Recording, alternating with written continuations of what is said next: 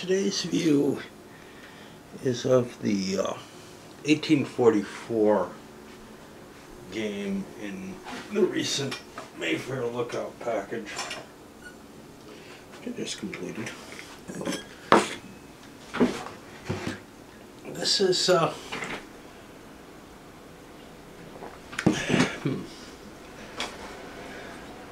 my lighter somewhere else.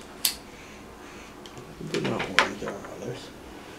This is more of a railroad engineering game than I usually like. Most of the games,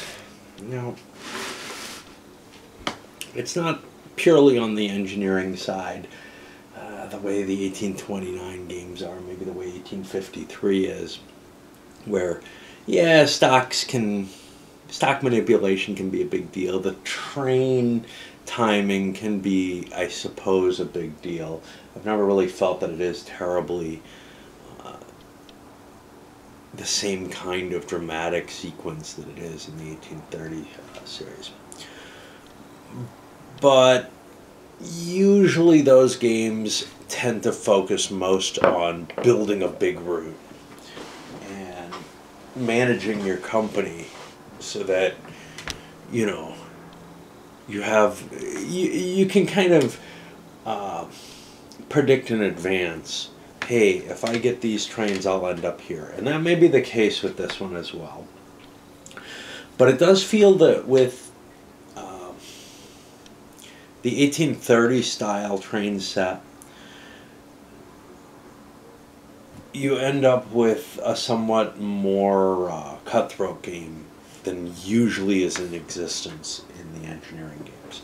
And for me, the situation leads it to saying, gosh, this is maybe sort of a compromise situation. Now, there's a negative to that, which is that it is a fairly long game. Much longer, well, a little longer than 1854, and much longer, perhaps, than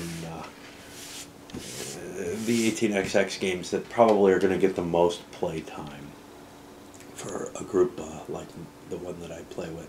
The guys I play with, at least one of them is really not into playing something that's a little bit longer. 54, I think, is actually on the long side, though, and he seems completely addicted to it. There's some neat little toys in this one, and there usually are in the engineering ones. So first of all, and part of why I say this is sort of a compromise, this actually has kind of the amount of different types of railways and everything in place that reminds me more of games like 1841. You've got so many different types of companies, and you have to keep them all straight. And that's part of what this game manages in terms of getting a large, very large game space that's hard to predict and hard to understand. Now, maybe it will start to develop better, easier to recognize patterns as you go forward with it. But certainly, I couldn't just follow the standard patterns that I'm used to in a game because of this. First of all, you have four basic types of corporations you can hold shares in. You've got these little regional companies that are tend to be truncated, but because they come with larger share sizes in terms of the percentage that each share represents, they can actually make you some pretty good money, and you can hold a good percentage of the company with very little money. It doesn't take much to float these companies. Unfortunately, for the most part, they don't seem to have the legs to make it through the whole game. So you're going to need to have some way of keeping your regional company in good shape. We saw 3 of the regional companies in the game I played. 2 of them were not well supported, even though one of them had a major corporation also on that player's holdings. The other one, it was the guy who bought the private railway that gave him a free 5H train when the 5s come out, that was able to make it work. It may have also been that he had, you know, a lucky token placement or whatever, but he had the cash on hand to get himself a permanent train, to set up the dots, etc. Now that private company is a big expense, and you say, wait, a private company that comes with a train? Yeah, I vaguely remember a couple of games that have that. Yeah, I don't remember one that has one that comes with a train late in the game, though, and that's kind of a different flavor. 2038 has sort of an exploration spaceship, but it goes along with one of the presidencies, and you start the game with it, and it's just a different sort of situation. Here you've got a private company that makes no income, and you're committing at least $100 of your early capital to, I am going to want this 5H train. Now, $100 of early capital, by the time you get to the permanent trains, the 5H is only $400. You're quadrupling your money in that period. That might sound good, but it really doesn't strike me as that terribly effective. The player who had it did perfectly well. I think he was my winner, but he had other things going for him. You have your large historical corporations, which work kind of like normal corporations, but, you know, 1830 or whatever. But they do have kind of an interesting capitalization procedure where, depending on the par value set, that's how many tokens you have. I think I remember seeing that before as well. I can't put my finger on which game, but it's again a nice mechanism that allows you to say, okay, I want to start this corporation as an important corporation, or screw it, you know, it's got a good situation right now and I can make some quick money off of it, but it's not going to be an end game monster. Now remember, this is an engineering game, so end game monsters are going to be given a big benefit in this design, and they certainly are. Alright, then the final set of companies you have are these pre-SBB companies. The SBB is going to be your equivalent to the Prussian from 1835. It's you know, a large conglomerate railway made up, in this case, not of miners, but of these smaller corporations that run kind of normal in general. They are fairly limited. Only 2 stations. They can't buy private companies, so you can't rape them quite as easily. They're never obligated to own a train, though, which is a little different. It's kind of like the miners. You're able to just let them sit there and lose stock value if you want. And at some point or another, the Swiss State Railway comes into play, and they all dump into it. That at some point is when the 5 train comes out, and it's just an automatic thing. You don't have any kind of, yeah, I'll hold off until the 6s or whatever. No choice like that. It's just going to happen. You also have private railway companies, and you know, when one of them comes with a train that enters the game late in the game, you know that some of these are kind of funky, and they certainly are. You have a fair, is it 3 of them that you can't sell? I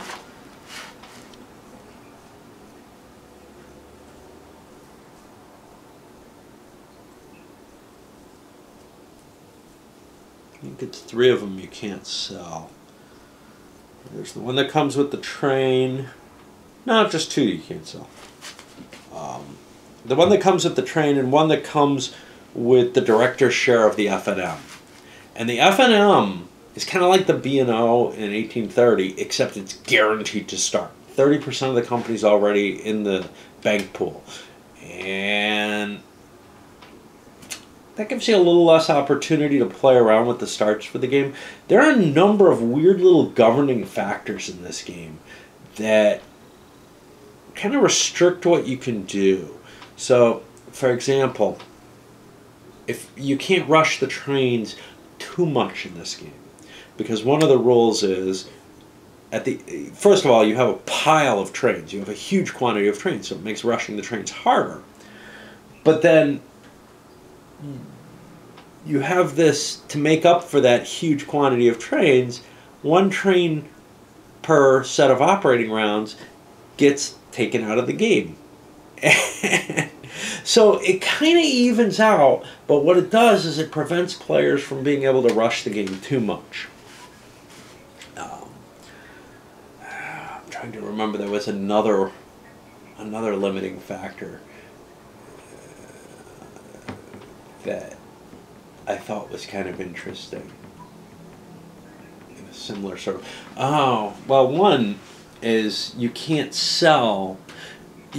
lose control of a corporation through an emergency funding, like if you need to buy a train for a corporation. You can't lose control of any corporation. Now, this is a really interesting, very, out of the blue, smack somebody on the back of the head type of move that it's trying to prevent, which is setting it up so that, I don't have priority, but I know I'm going to have to sell stocks to be able to pay for my train, and I think I'll be able to dump this other company on you when I do that. And I'll set it up so this other company is ripe to fall, has not what you need on it anymore. No money, no trains, whatever. That kind of attack on someone, I guess, was not in the spirit that appealed to this designer. Okay. So then, in addition to the private railways, you have two special kind of other things that you can buy. One is mountain railways, and one is tunnel companies. And they both work kind of the same. You buy the company, and once it's hooked up and a train runs to it, you flip it over, it starts to produce an income like a private company does, and it gives a bonus essentially to the company, to the corporations that run to it. Now, the mountain railways bonus is it creates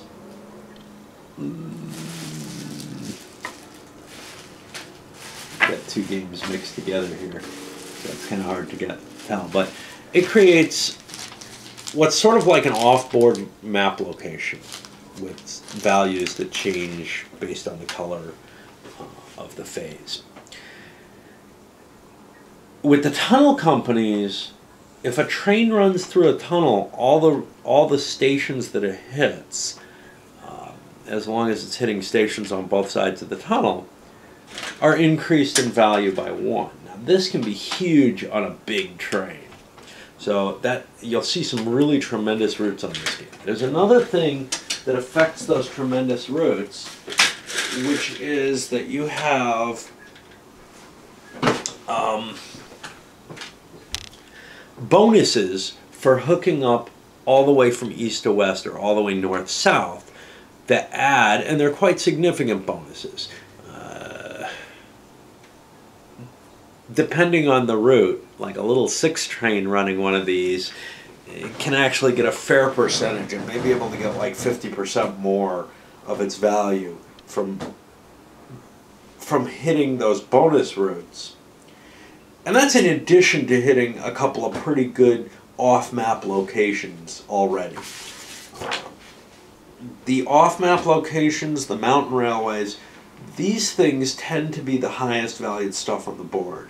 There are 3 special cities, but none of them just dominate the game.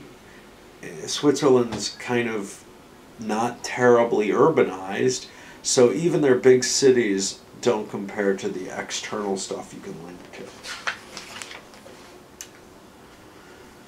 Okay, a couple other weird things. The initial auction. This is done auctioning off each share one at each of the special private companies, one at a time. Everybody can get involved. You don't have any kind of weird, portfolio that's set up where, depending on who bids where, everything could fall at once, and you have to kind of predict what's going on. Here, you can walk in and say, okay, you know what? I'm willing to pay this much for this private. I'm willing to pay this much for this private, etc. And if you get outbid and you don't get the things you want, you may have to change your decisions based on that. But it makes it a much easier, I think, in opposed play to choose, well, okay, how much is this worth? The only problem with that is there's a couple of privates that I think are not worth a whole lot. And may not be worth having, except for the fact that the game doesn't fully start until those privates have been sold. So you end up stuck running stock rounds with an operating round that consists of paying off those privates. Even though the F&M is started, I don't think it gets a run, if I recall correctly. The normal stock rounds are pretty standard. Nothing too funky in here, no options or anything like that.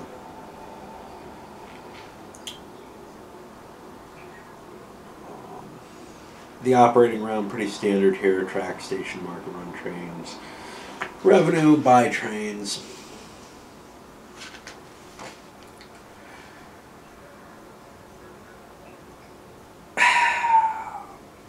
There's a potential for a fair amount of money to end up in a company treasury.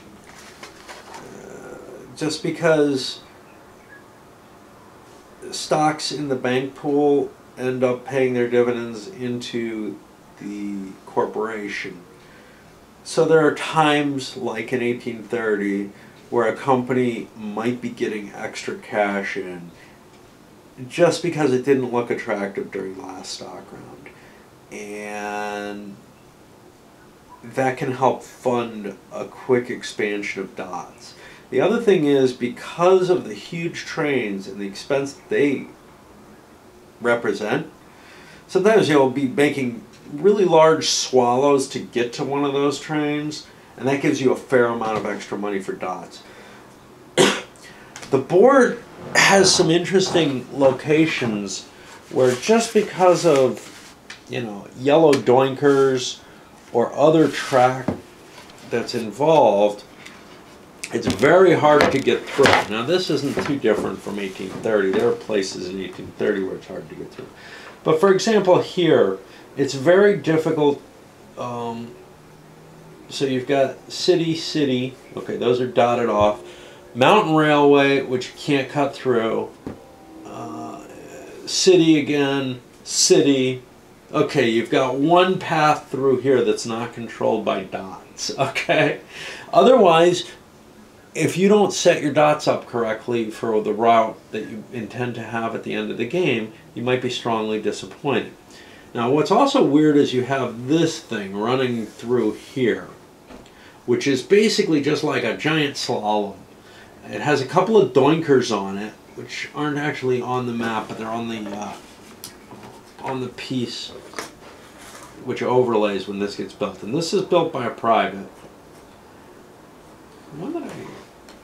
One that can be sold and is worth quite a bit. And those doinker, it only has one. The other one's... No, the other one's here, and you basically have to run through this. So there's a couple of doinkers that you're forced into with that.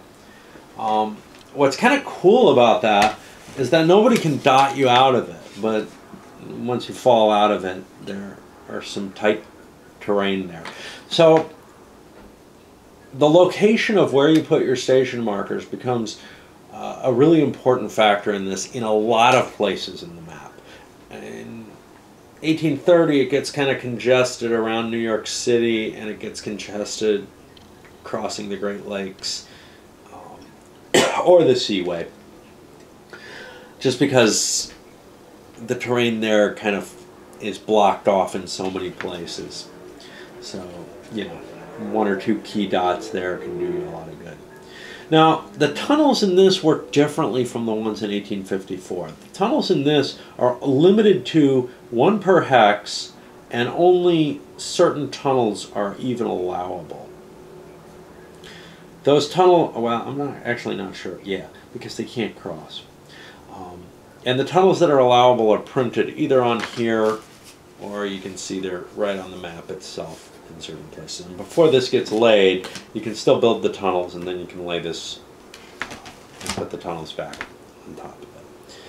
Because the tunnels have a nice economic effect on the runs that they have, where you place your tunnels and how the roots come out of them and whether or not there are dots congesting in those becomes a key factor as well. So that's kind of something else you have to keep in mind. Now, unlike a truly engineering game, you've got private companies that you can dump into your corporation for twice their value. There's a way to make a lot of money into your pocket real quick and then start another corporation. You may or may not want to do that. But this game involves a lot of manipulation of or can involve a lot of manipulation of the trains coming out in a way that, you know, I like. Some people may not be too happy about it. But that was kind of the thing that I didn't like about most of the engineering games, is I just didn't feel like I had the kind of tools that I'm used to in an 18xx game. Whereas with this one, I have a fair amount of them. I can dump companies on you. There's not a lot of stock manipulation. There's, again, a governance there, which is like in 1835. When you sell shares of one company, the stock value goes down, but it only goes down one space no matter how many shares you sell, unless you hold off and feed them through. And that is a pretty questionable thing to do in terms of just trying to hurt somebody else's cash, because your own cash is being hurt at the same time. Overall, this one holds up pretty well. I don't remember there being any real rules questions in it, and it seems to offer a pretty interesting. There's a lot of complexity to it, and that's what scares me, is maybe the complexity is what I'm seeing here, but it does seem to offer some pretty interesting decisions. First off, the decision of where you're going with your company. You know, are you going for a long-term corporation that's going to run a huge train at some point, and how are you going to make that happen? Or are you interested in running some of these smaller corporations that have big percentage shares and try to make big money off those? Or do you want to run pre-SBBs and try to get into a piece of what's going to be a real monster on the game? Now, the difficulty with these huge runs and the potential for lots of trains on a single corporation. And I actually ran out of 8 trains and had to add additional ones to the game. There's an infinite number, but there's only so many they could print, because infinite's a lot to print. And I don't know how common that is, but it seems like if people are going for the big routes, if enough people are going for the big routes, it's gonna happen. You're gonna not have enough components for those 8 trains, and that's okay. There are some blank cards you can use as them. Oh, there was something else I didn't mention. Okay, so here's another weird one. Priority deal. The priority deal is generally, hey, whatever tables, whatever order you're sitting in at the table, that's going to be fixed, and the guy to your left is always the guy who goes after you. The guy to your right is always the guy who goes before you. So you have sort of a, yeah, I'm safe helping this person or holding 2 shares of this person's stock or whatever. There's nothing like that in here, because the way the priority is handled, except for in the first end of the first stock round, where it's actually the reverse, but the way it's handled is the person with the most money has the priority. That means, in general, the person who got kind of screwed, right, in terms of the stocks available to them. It's sort of a consolation prize. You ended up with $66 and the lowest price stock out there was at $70. Well, you've got a handful of money. However, it does give you an option to take a pass on a stock that maybe it's not going to do all that well, to get priority, especially if you're thinking about starting a new corporation or something and you want first choice of what those new corporations are.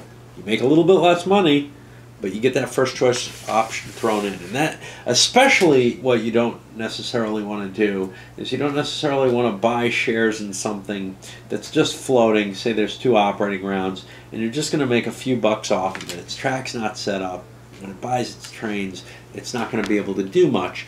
Well, you're going to break even on stock value, and you're not going to get much of a run. Normal 18xx games, yeah, unless you're giving up priority to do so, you generally buy a share of that stuff because money's money. In this, though, money is also your ordering. And it's not just the priority player. It's not just the first player. Every player is ranked in order of that. Now, I find this game to be taxing. First of all, the thing I just brought up, at the end of each stock round, everybody's got to reveal their cash, and you've got to determine who's in what order. And that's kind of a minor mechanical inconvenience. Another thing is the huge runs, multiple trains on corporations with maybe presence all over the board. I was finding it very difficult to calculate my runs. I was also finding it difficult to necessarily be able to assess what the board state was and what the future state was likely to be. So I think 1844 looks like it may have a heavy overhead due to analysis paralysis issues. But, you know, I don't know. 18xx often has that kind of overhead. Usually it's a couple of moments in the game where, all right, I have to figure out how to make it so that I can make my trains that I want to happen without going bankrupt and this, that, and the other. And quite often that's, you know, something changes and, oh wow, how do I react to this? And it might take you 15, 20 minutes to figure that out. Some groups might not like that. Some groups may impose more of a time limit or something on those kind of decisions. But sometimes you really have to sit back and analyze. And, you know, if there's a time limit, you can't do that. You have to shoot from the hip or whatever. Yeah. So anyway, overall, I liked 44. I think it shows more promise than 54. 54 is a solid game. 44 is showing hints of being a very, very good game. And on top of that, even though it's not my taste, in terms of, it doesn't fit my normal taste. I'm not going to say it's not my taste because it's showing hints of being a very, very good game for me. Even though it doesn't fit my taste in terms of being, you know, too dependent on, or more dependent on your track lays and long-term strategy in terms of how you're going to set up your tracks and try to arrange for your trains. And I think it allows for more of that than most of the games, which of course causes more analysis paralysis, la la la. And I usually don't favor games that have that flavor. I don't favor games that kind of play a little longer, like 1870 or 2038. This may be shorter than either of those, but somehow there just seems to be a cutthroat element to this, a slicing up of routes, a capability to, if you do things right, get one hell of a big run. And then there's the danger of, is your big run going to crash the bank too soon for you to make the money off of it? Which is kind of what we saw in the game that I played. Anyway, overall, I think this is an excellent purchase. I definitely want to thank my benefactor who sent me a copy of it, because I love my XX, but between the two of these, I feel like I've gotten two very strong XX games for, you know, for a gift, really. And I probably would have bought them anyway, but